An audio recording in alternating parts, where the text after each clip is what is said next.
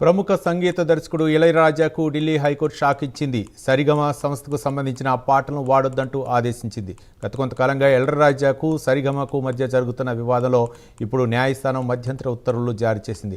తుది తీర్పు వచ్చే వరకు 134 చిత్రాలకు సంబంధించిన పాటలను వాడుకోవడానికి వీల్లేదని ఆదేశాలు ఇచ్చింది.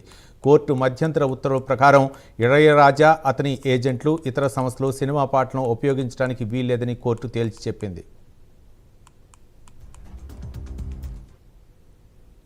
1976 నుంచి 2001 వరకు ఇళయరాజా సంగీతం అందించిన 134 చిత్రాల హక్కులను నిర్మాతలు సరిగమకు శాశ్వత ప్రాతిపదికన విక్రయించారు. అయితే ఇటీవల మ్యూజిక్ డైరెక్టర్ ఇళయరాజా ఆ సినిమా పాటలను ఉపయోగించుకోవచ్చు అని కొన్ని మ్యూజిక్ స్ట్రీమింగ్ ప్లాట్ఫామ్లకు అనుమతులను ఇచ్చారు. దీంతో సరిగమ సంస్థ కోర్టును ఆశ్రయించింది.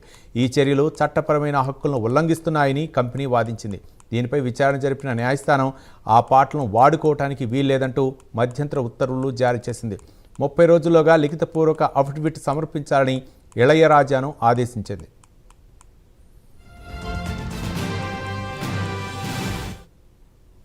నిర్మాత నుంచి కొనుగోలు చేసిన తర్వాత పూర్తి హక్కులు సంస్థ సరిగమకే ఉంటాయని కోర్టు స్పష్టం చేసింది. సంస్థ అనుమతి లేకుండా ఆ పాటలను ఉపయోగించకూడదని తేల్చి చెప్పింది.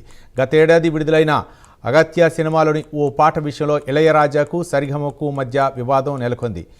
అప్పటి నుంచి వీరి మధ్య వివాదం కొనసాగుతుంది. ఇప్పుడు ఆ సినిమా పాటను ఇళయరాజా వాడుకోవద్దంటూ కోర్టు ఆదేశాలు ఇవ్వడం చర్చనీయాంశంగా మారింది.